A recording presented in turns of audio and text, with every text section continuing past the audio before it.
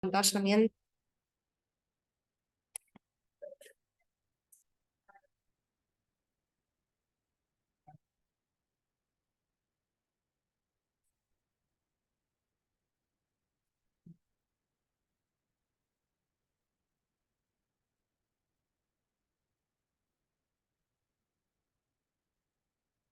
¿Se ve ahí la pantalla bien?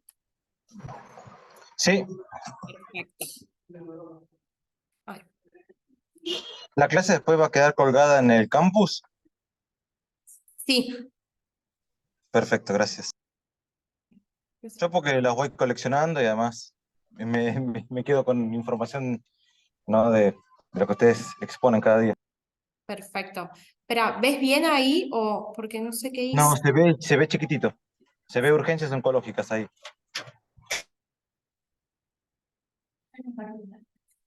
A ver ahí. Esto. Presentación.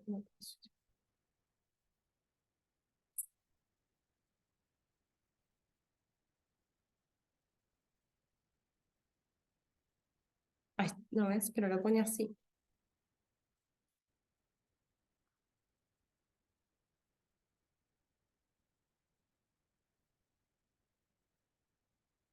No.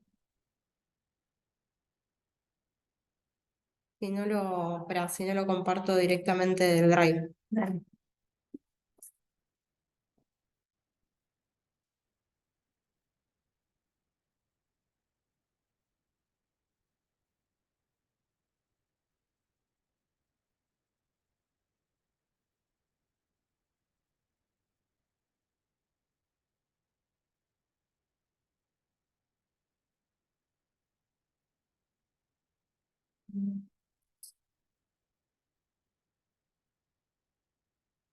¿Ahí lo ves?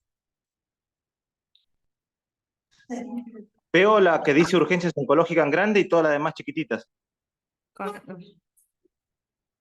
Espera, dejo de compartir y vuelvo a compartir. No, pero me parece porque...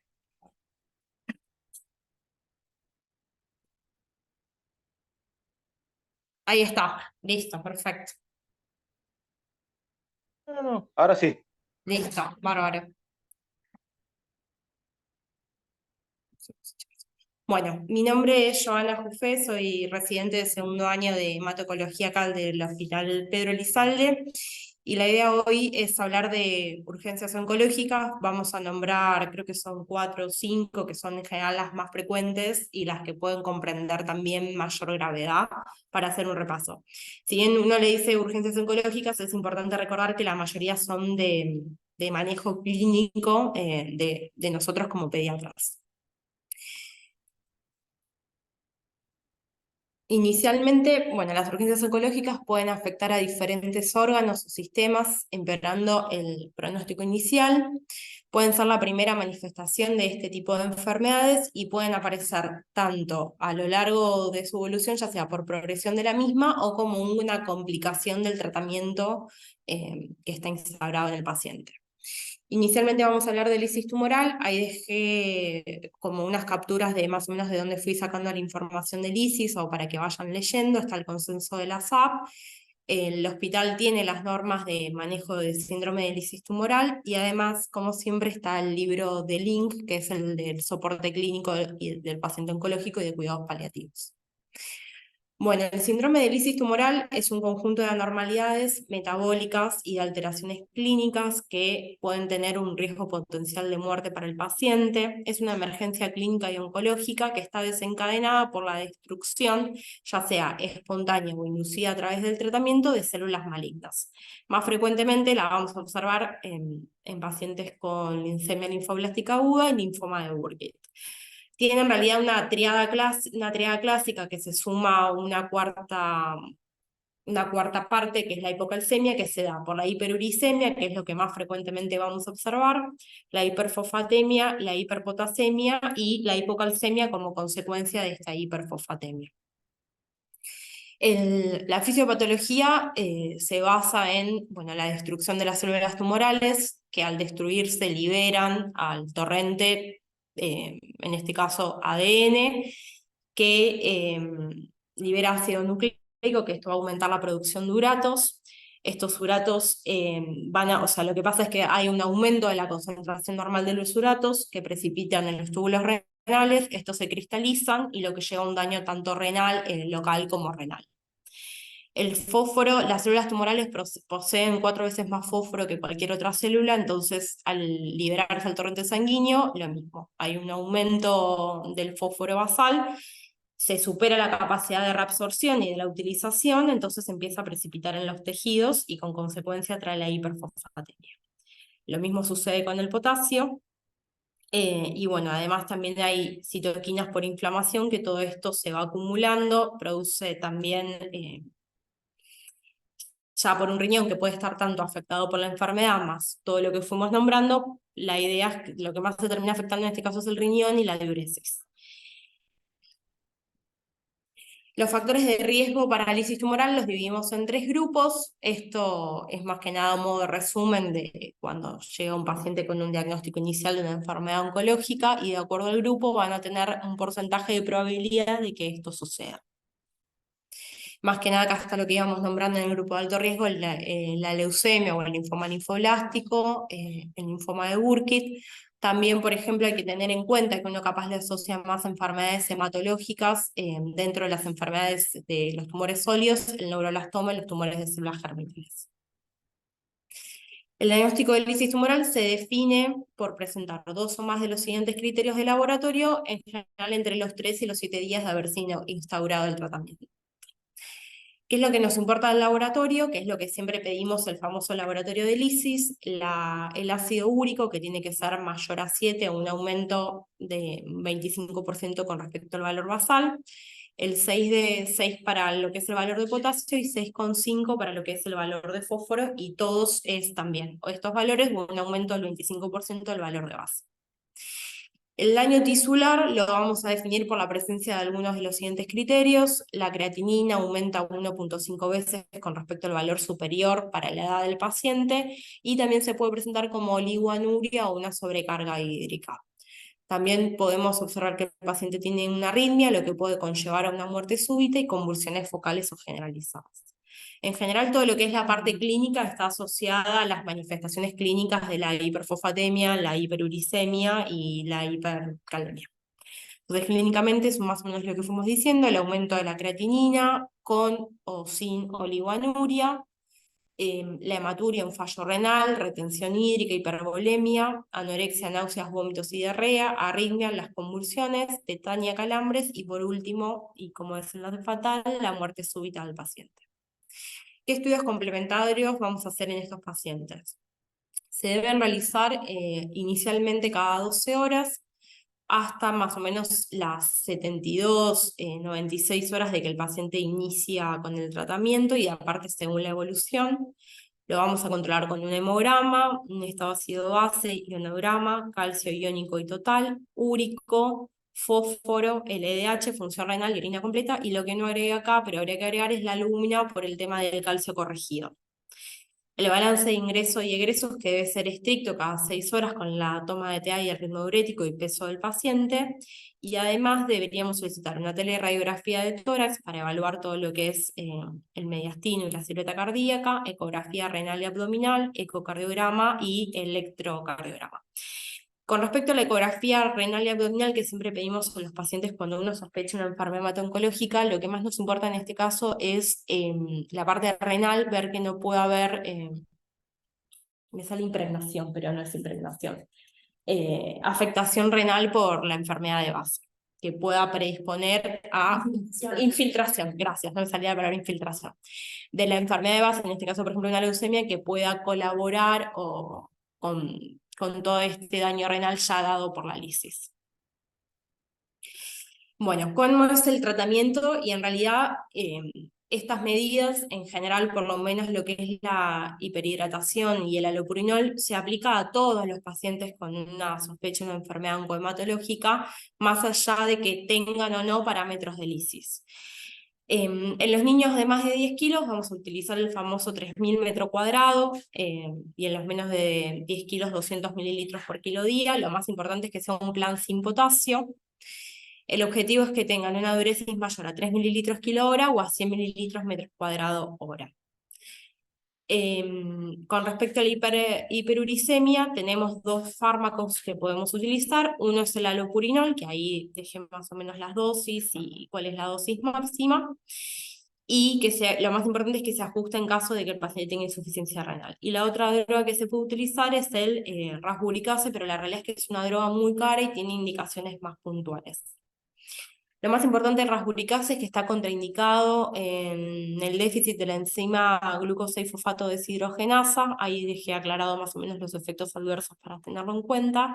Y que se recomienda su administración debido a su alto costo en pacientes con úrico mayor a 8, los que tengan alto riesgo de lisis, y en pacientes con riesgo intermedio se puede utilizar una dosis única. También va a depender de la disponibilidad de la droga. Otra cosa que es importante aclarar es que el alopurinol es un inhibidor competitivo de la xantina oxidasa. Lo que va a hacer es que no se siga produciendo ácido úrico, pero el ácido úrico que ya está producido, ese va a quedar.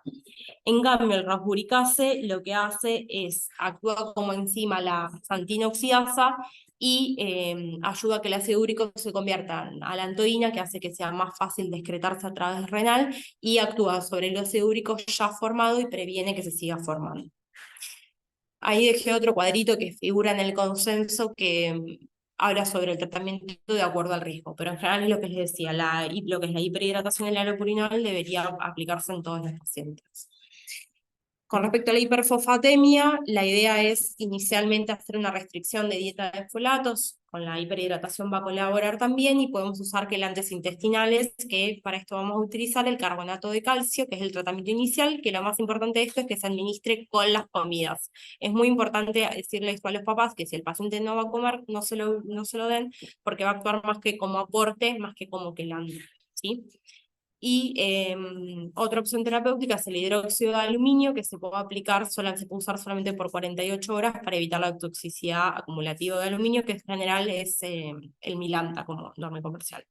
Y ante casos de hiperfosfatemia grave, ya sería una indicación de terapia de reemplazo renal a través de la hemodiálisis o diálisis peritoneal. Con respecto a la hipercalemia, si es asintomática, lo primero que hacemos es suspender el aporte de potasio a través de la dieta. Por esto es muy importante que los pacientes no tengan potasio en el plan de hiperhidratación. Y existen las resinas de intercambio que se pueden usar vía oral o rectal. Con respecto a la parte de esta vía rectal, por favor no utilizar en pacientes neutropénicos, ¿sí? Solamente preferir la vía oral. Con respecto a si es sintomática, tenemos varias opciones terapéuticas, que es el mismo tratamiento que otra hipercalemia por otra causa: el gluconato de calcio, los antagonistas beta 2, las nebulizaciones con salbutamol, utilizar glucosa más insulina, y por último, ante la presencia capaz, si el paciente tiene asociado una acidosis metabólica severa, utilizar el bicarbonato de sodio. Y con respecto a la hipercalcemia, se trata solo en los pacientes sintomáticos con gluconato de calcio, que bueno, ahí dejé la dosis y cómo se administra. ¿Cuáles son los criterios de reemplazo de la terapia renal? Serían la liguanuria, la sobrecarga de volumen, si el paciente además tiene un síndrome urémico, la hiperuricemia mayor de 10, la hiperfosfatemia mayor a 10 con síntomas de hipocalcemia, y la hiperpotasemia mayor a 7, todo esto que no responda al tratamiento médico instaurado. Con respecto a esto corresponde más al nefrólogo, pero lo ideal es, lo que más se prefiere es hacer como una terapia de reemplazo renal continua, antes que otro tipo de reemplazo renal, como por ejemplo la hemodiálisis, y la diálisis peritoneal es la que menos se intenta usar. Bueno, y acá lo que, antes de cambiar de tema, dejé una filmina con los laboratorios y los estudios a tener en cuenta en caso de que recibamos por guardia o esté internado un paciente que uno sospeche una enfermedad, un diagnóstico oncológico reciente, como para que tenerlo de memoria ante cualquier cosa. Bueno, pasamos al segundo tema, que es la compresión medular. La compresión medular es una urgencia oncológica y neurológica, cuyo tratamiento y diagnóstico precoz previene el daño neurológico severo e irreversible. Se estima que aproximadamente entre el 4 y el 25% de los pacientes oncológicos podrá desarrollar alguna compresión medular en algún momento de su evolución. La etiología más frecuente son los tumores extradurales, como pueden ser, por ejemplo, el neuroblastoma, y la clínica se debe al daño medular o radicular por las lesiones extramedulares. Los factores predisponentes para que esto suceda son el compromiso del cuerpo vertebral por ya sea un tumor primario o alguna metástasis, la lesión de ubicación intradural, la extensión del tumor al espacio epidural a través del foramen intervertebral y la invasión del cuerpo vertebral puede generar destrucción ósea con inestabilidad mecánica de las vértebras. Con respecto a la clínica, tenemos que el dolor siempre es el síntoma inicial y el más frecuente. Puede aparecer en días o semanas antes de la disfunción neurológica. Suele ser progresivo y en general está localizado a nivel de la lesión y empeora con movimientos o valsalva. Las alteraciones neurológicas van a depender de dónde esté localizada la lesión, pueden llegar al shock medular y inicialmente afecta todo lo que es la musculatura proximal. Lo que decíamos, las alteraciones motoras pueden preceder a las alteraciones sensitivas y que pueden iniciarse en los pies e ir ascendiendo, pero bueno, como dijimos, esto depende mucho la clínica de la localización. Y después hay que tener cuidado con la disfunción autonómica que se presenta con signos tardíacos y hay que prestar atención a cualquier alteración funcional, ya sea intestinal o de vejiga. Y esto se da más en lesiones del colon. Acá puse un cuadrito que bueno, habla de los distintos tipos de sintomatología y cómo va a ser el examen físico-neurológico de acuerdo a la localización de la compresión medular.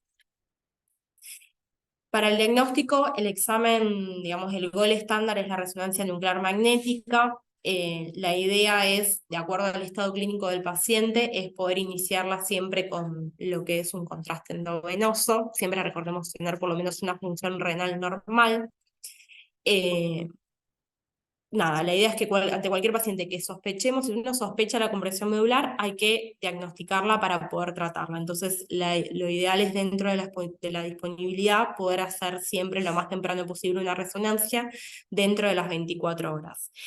Y la realización de otros estudios, como la tomografía, el centello, la mielografía y la radiografía, no son los de primera elección. Con respecto al tratamiento, tiene que ser inmediato una vez que uno lo sospecha y lo diagnostica, se hace inicialmente con dexametasona y además, si uno ya tiene el diagnóstico, iniciar el tratamiento de la enfermedad de base. Y en caso de que la lesión sea inestable, como por ejemplo en caso de un aplastamiento vertebral o la compresión de algún fragmento óseo, va a requerir intervención de neurocirugía. El manejo clínico va a ser con corticoides, que es más o menos lo que estuvimos hablando, que disminuye el dolor, controla el dolor, disminuye el edema y la síntesis de prostaglandinas. La quimioterapia de instalación precoz, la idea es reducir la masa tumoral que esté generando esta sintomatología. En algunos casos, y de acuerdo a nuestra sospecha diagnóstica, puede servir la radioterapia. Y la cirugía que se realiza en estos casos es la minectomía, que se realizará en casos de, bueno, lo que dijimos, compresión a un nivel irradiado previamente, progresión, o sea, que empeore la clínica en caso de que el paciente ya esté recibiendo radioterapia, clínica que progrese rápidamente sin la confirmación histológica, o por ejemplo la columna inestable, una fractura patológica. Obviamente también podemos utilizar otro tipo de analgésicos y la rehabilitación posterior del paciente. Pasamos al tercer tema, que es síndrome de vena cava superior. ¿Hasta ahora alguna duda o alguien quiere hacer alguna pregunta? ¿Algo que no haya quedado claro? Bueno, continúo. El síndrome de vena cava superior, ahí dejé una foto bastante representativa. Es, bueno, como todo síndrome, son signos y síntomas que resultan de la compresión, obstrucción o trombosis de la vena cava superior. Si además existe un compromiso traqueal, se va a denominar síndrome de mediastino superior. Y recordemos un poquito que la vena cava superior es el principal conducto de drenaje de flujo sanguíneo que proviene de cabeza, cuello, miembros superiores y zona superior del tórax. La vena cava superior se la localiza en el tercio medio del mediastino. Recordemos que es un lugar que está poco distensible y que tiene estructuras dentro de todo más rígidas a su alrededor, por lo cual es fácilmente compresible. y que la compresión, las estasis venosas y el edema lo que hacen es reducir el flujo aéreo y el retorno venoso y que los vasos colaterales se empiezan a agrandar para compensar este déficit, ¿sí? Y así que vemos esta circulación colateral característica. Bueno, bajé un cuadrito sobre la fisiopatología, que es un poco también de lo que estuvimos hablando, sobre la localización del tumor, para recordar un poco la anatomía. ¿Y qué es lo que nos puede generar este síndrome? En general es de baja prevalencia en niños, se da principalmente por tumores malignos de mediastino, que es la etiología más frecuente, y de estos tumores malignos de mediastino el 10% va a presentar un síndrome de vena cava superior. Está asociado, por supuesto, a tumores voluminosos.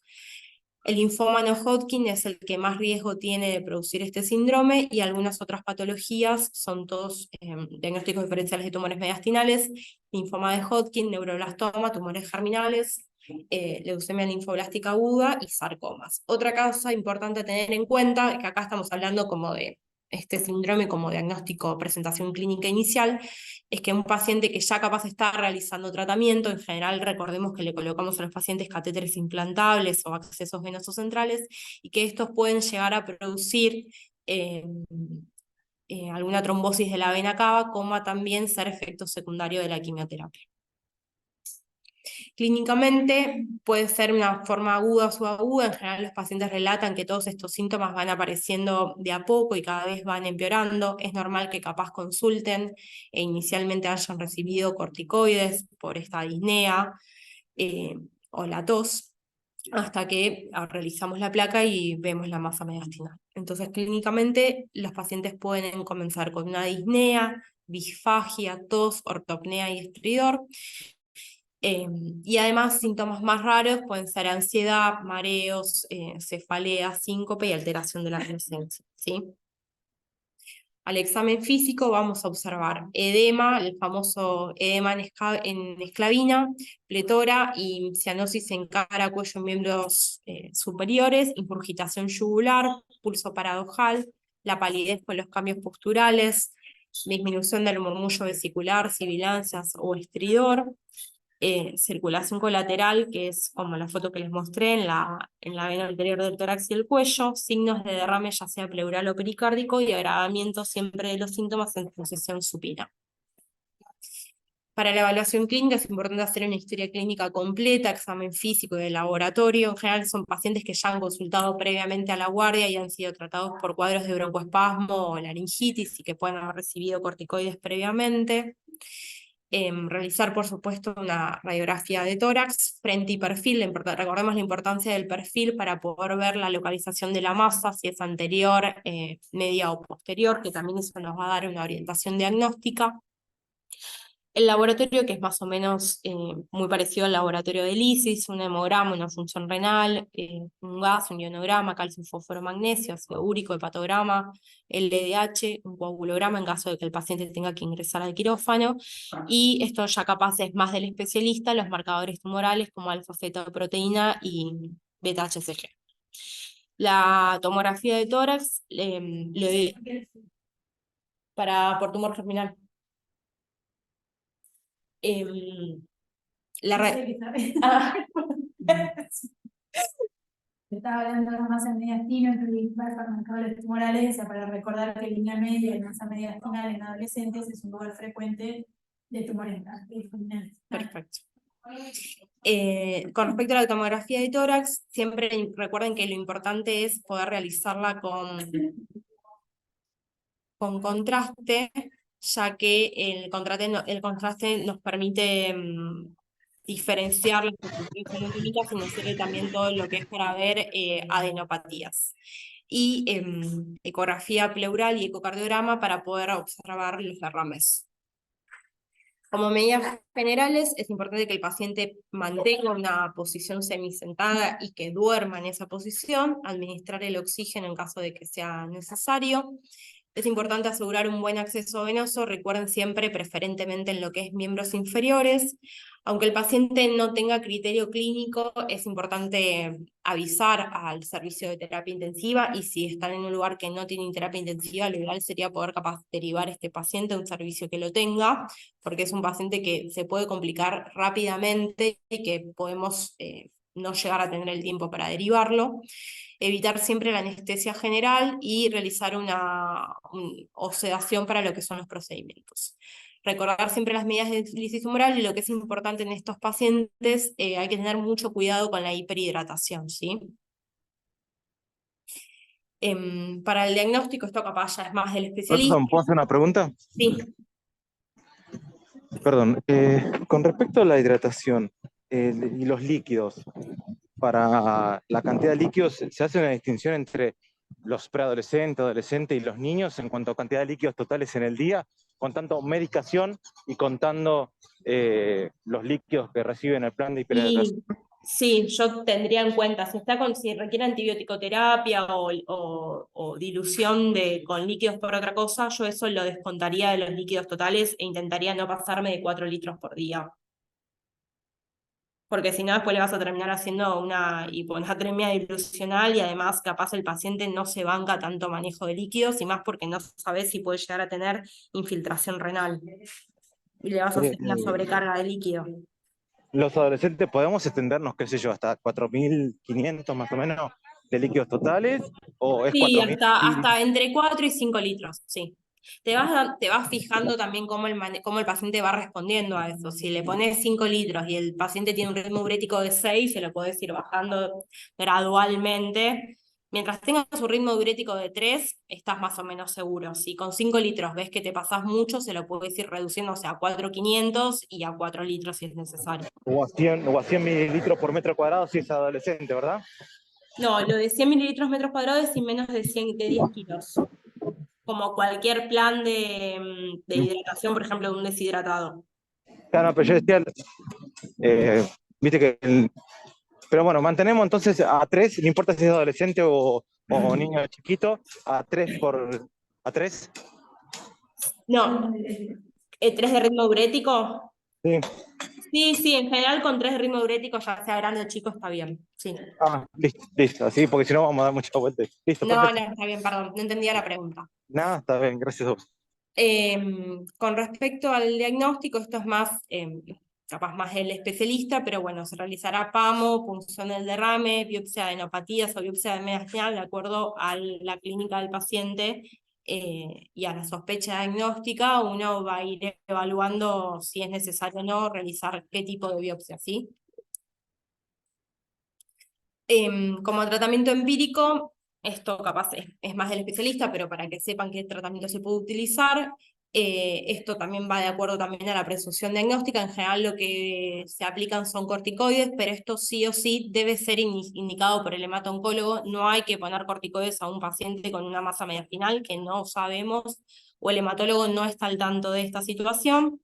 Colocar las medidas de prevención tumoral y en algunos casos se puede utilizar radioterapia para hacer una primera reducción de la masa, ¿sí? Y acá hay más o menos un algoritmo diagnóstico sobre cómo ir, digamos, la parte, ay, se me fue, del diagnóstico. Si uno tiene el diagnóstico, va directamente al tratamiento. Si es un paciente sin diagnóstico y el paciente está clínicamente estable y está compensado, capaz se puede realizar una biopsia y esperarla, y si el paciente está muy sintomático, va a haber que hacer un tratamiento empírico, intentar tomar una muestra lo más rápidamente, y lo vamos a ir reevaluando, ¿sí? Bueno. El anteúltimo tema es síndrome de hipertensión endocraniana, que ya es un síndrome que ya conocemos, digamos, son signos y síntomas secundarios al incremento de la presión del líquido cefalorraquídeo y al desarrollo de una hidrocefalia no comunicante, en general por la obstrucción de la circulación del líquido. Esto lo puse más que nada por los tumores del sistema nervioso central, que muchas veces es su clínica inicial, por lo cual uno llega al diagnóstico, y recordemos que los tumores del sistema nervioso central son los segundos más frecuentes en pediatría, ¿sí? En general, dentro del primer año de vida, la mayoría son supratentoriales y luego puede haber más infratentoriales, y que la mayoría tiene predilección por lo que es la línea media. Clínicamente se puede presentar de dos maneras, como un síndrome de hipertensión endocraniana o como signos y síntomas más focales dependientes de la localización del tumor. En general, esto es algo que Juli ya había hablado en la clase de tumor del sistema nervioso central, de que muchas veces son tumores que tienen un diagnóstico bastante errático, que muchas veces el paciente llega a una clínica por bastante tiempo hasta que uno puede llegar al diagnóstico, ¿sí? Dentro de lo que es el síndrome de hipertensión endocraniana, los síntomas más característicos van a ser la cefalea. Acuérdense que en general es más frecuente por la mañana, que empeora con maniobras de Valsalva, y las típicas red flag de que despierten al paciente por la noche y que puede estar asociada a vómitos, ¿sí? Y algo que destacaba, por ejemplo, el libro de Link, es esto de que una cefalea occipital más un dolor en cuello en hiperextensión, hay que descartar que el paciente no esté herniándose. Otros síntomas son los vómitos, que estos pueden ir acompañados de náuseas y no siempre son a chorro, ¿sí? En general también son más frecuentes por la mañana y pueden ser intermitentes, ¿sí? Muchas veces son pacientes que arrancan con vómitos y van boyando entre el gastroenterólogo, el pediatra, o que lo mandan al psicólogo porque no quiere ir al colegio, hasta que alguien le ve una imagen del sistema nervioso central. Otra clínica menos específica es la somnolencia y puede haber cambios en la conducta. Es importante el edema de papila, que esto es muy importante para evaluar en los pacientes con la fontanela cerrada, ¿sí? Si este síndrome de hipertensión endocraniana es muy agudo, el paciente puede tener hemorragias en el fondo de ojos. Y también siempre recordemos el estrabismo agudo y la diplopía. Un paciente que no es estrábico y de repente arranca con un estrabismo agudo, hay que prestar mucha atención y pedirle alguna neuroimagen, ¿sí? Y la macrocefalia, esto se da más que nada en los chicos menores de 2 años, que puede estar asociado a los ojos en sol naciente. Con respecto al síndrome de herniación cerebral, hay como 3 clasificaciones: el transsensorial, que es un deterioro rápido de la conciencia asociado a una postura de corticación con la respiración de Cheyne-Stokes y mydriasis bilateral, que ocurre generalmente en lesiones supratentoriales. Después está el UNCUS, que es el deterioro progresivo de la conciencia, una midriasis homolateral y una hemiparesia contralateral, que ocurre en general en las lesiones ipsilaterales. Y el infratentorial central, que es un deterioro rápido de la conciencia, pupilas intermedias fijas, signos de pares bajos, bradicardia e hipertensión, que ocurre en las lesiones de fosa posterior. Con respecto a los signos y síntomas dependientes de la localización del tumor, los pacientes pueden consultar, por ejemplo, con convulsiones, ¿sí? Déficit motor, que es más frecuente en los tumores capaz más hemisféricos, una ataxia severosa, que se da más en los tumores de fosa posterior, alteraciones visuales, ya mencionamos también lo que es el estrabismo y la diplopía, y trastornos de la conducta, que siempre está asociado más a tumores frontales y temporales.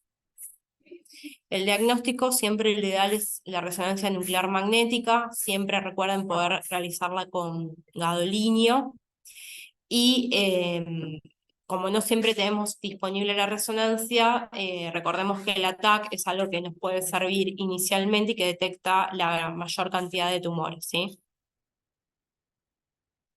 Con respecto al tratamiento, siempre con lo cual iniciamos es con dexametasona para ayudar a todo lo que es la disminución del edema e inflamación. Y el manitol, lo que decía es que en realidad está en revisión su uso, pero bueno, cuando es necesario se utiliza, pero en general es una droga que se maneja más en la terapia intensiva, como la solución de cloro hipertónica. Tratamiento sintomático, mantener la cabecera a 30 grados, mantener una PCO2 entre 30 y 35, y esto ya es más manejo del neurocirujano, si es necesaria realizar de urgencia una tercera ventriculostomía o colocar una válvula de derivación ventrículo-peritoneal con un drenaje externo, y en algunos casos se evaluará de acuerdo al paciente la exéresis. ¿Alguna duda de esto? Y el último tema, pero no menos importante y muy importante, es la neutropenia febril. Recordemos que la neutropenia febril es una gran causa de morbi y mortalidad en los pacientes. Vamos a definir como neutropenia un recuento de neutrófilos menor a 500, o si es entre 500 y 1000, que sepamos que el paciente, no sé, por ejemplo, recibió quimioterapia hace una semana, 10 días, que este descenso vaya a descender entre un 25 y 50% en las próximas semanas. Y neutropenia severa es menos de 100 neutrófilos. Como definición de fiebre vamos a utilizar un registro mayor de 38,5 o 2 registros mayores de 38 con un intervalo mínimo de 1 hora entre ambos de haber constatado que que el registro haya descendido y sea uno nuevo. Y otro concepto del cual mucho no vamos a hablar, pero para tener en cuenta, es la recaída de fiebre intraneutropenia, que es la reaparición de la fiebre luego de las 48 horas sin haberla tenido.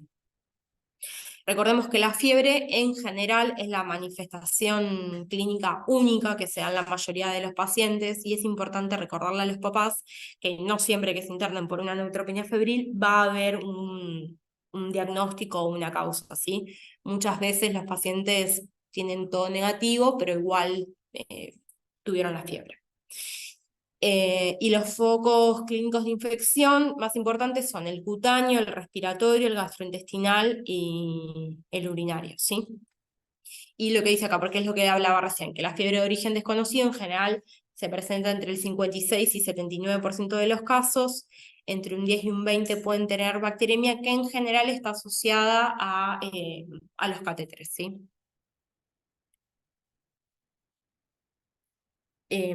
Bueno, como siempre, la fiebre es de causa infecciosa hasta que se demuestre lo contrario.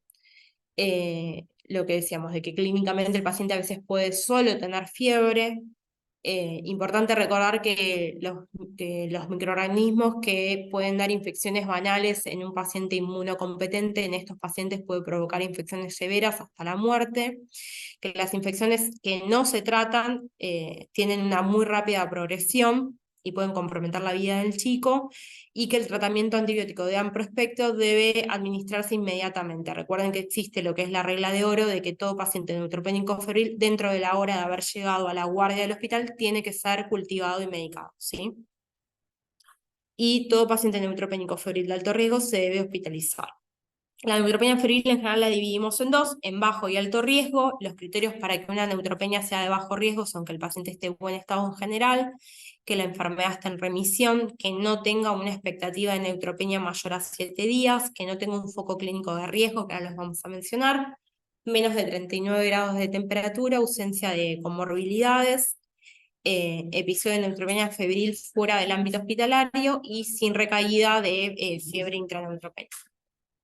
Y los de alto riesgo, que en general son la mayoría de los pacientes, son el mal estado en general, menores de 1 año y mayores de 12, menos de 100 neutrófilos, la fiebre mayor a 39, que el paciente tenga signos clínicos de sepsis, bacteremia o shock séptico, una expectativa de neutropenia mayor a 7 días, que la fiebre sea antes de los 7 días de haber terminado la quimioterapia, una enfermedad subyacente no controlada, por ejemplo, un paciente que está en inducción, que tiene un diagnóstico de reciente, que yo no sé si está en remisión, sí o sí es de alto riesgo, ¿sí? Foco clínico de infección severa, que son celulitis en cara, la región perianal, que esté sobre el catéter, una mucositis severa, tiflitis, sepsis, enteritis, que sea una fiebre intranosocomial o recaída de fiebre intraneutropenia. Y signos de comorbilidad están detallados, que en general son los mismos que para cualquier otro paciente. Que sea hipertenso, con algún grado, hipertensión endocraniana, insuficiencia renal, hepática y respiratoria. Como estudios complementarios, siempre es importante hacer un examen físico completo. El paciente se tiene que desvestir y lo tenemos que revisar entero. Boca, cola, ver las uñas de los pies, ven que no tenga ningún panadizo, ¿sí? O cuando los papás cortan las uñas con las tijeritas. A ver si encontramos algún foco clínico. Puede pasar en la mayoría de los casos, que ya lo dijimos, que el paciente no tenga nada al examen físico. Dentro del laboratorio, importante pedir un hemograma para ver la cantidad de neutrófilos con los que tiene el paciente y ver que no tenga ningún criterio transfusional, que a veces se pueda asociar. Unas químicas completas con una PCR y los cultivos. Hemocultivos por 2, retrocultivo y urocultivo a todos. Lo que es importante de esto es que siempre recuerden que los hemocultivos se tienen que tomar previo al retrocultivo, porque si mi foco es el retro y yo habilito el catéter, puedo generar una bacteremia, ¿sí? Y ahí cuando tome los hemos me van a venir positivos y yo no voy a saber bien cuál es el foco, si fue una bacteremia que impactó en catéter o el catéter que me generó la bacteremia, ¿sí? Y este cuadrito está bueno, habla de acuerdo al foco, cuáles serían las muestras que nosotros deberíamos tomar para poder hacer un diagnóstico, ¿sí? El tratamiento para las neutropenias febriles de bajo riesgo se pueden manejar de manera ambulatoria con ceftriaxona, en general a 100 miligramos por kilo, y el paciente tiene que venir diariamente a lecturas de cultivos y control clínico. Si el paciente tiene algún foco clínico, medicamos directamente ese foco, y si no tiene foco clínico, le podemos indicar cipro o cefexime, y se suspende con más de 100 neutrófilos y con 24 horas sin fiebre. La neutropenia febril de alto riesgo, como dijimos, todas se internan en general inicialmente, excepto que el paciente tenga alguna colonización específica y no pueda iniciarse, se realiza con piperacilina tazobactam, 300 miligramos kilo día cada 6 horas. Acá figura la amicacina, pero la realidad es que justo en este consenso que es del Garrahan de hace unos años, dice que si el paciente está clínicamente estable, uno podría evitar la amicacina inicialmente. Y en caso de sepsis, síndrome de estrés respiratorio agudo o fiebre intraneutropenia o un foco clínico de riesgo, hay que iniciar el tratamiento con mero y no con pipertazo. Si el paciente tiene algún foco en piel, obviamente se agrega la vancomicina.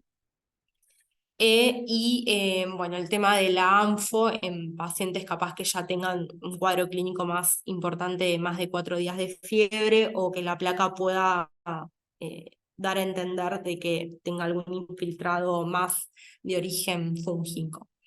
También es importante recordar que a veces los pacientes pueden no generar tanto foco clínico, ya sea en la placa o clínicamente, porque al no tener neutrófilos como que el foco clínico no se termina de generar, ¿sí?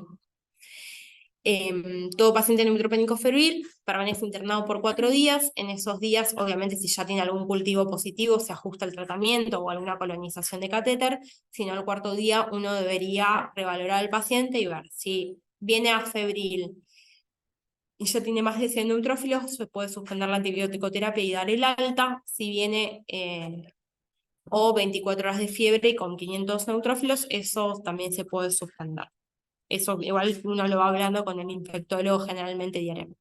Y un paciente con mala evolución y que persiste con fiebre más allá del 4.º día, bueno, tal vez haya que revalorar el tratamiento antibiótico y comenzar la búsqueda de capaz algún germen, alguna etiología fúngica. Este es el consenso que les decía de neutropenia febril, que es del Garrahan, y eso fue. Hablé sin parar.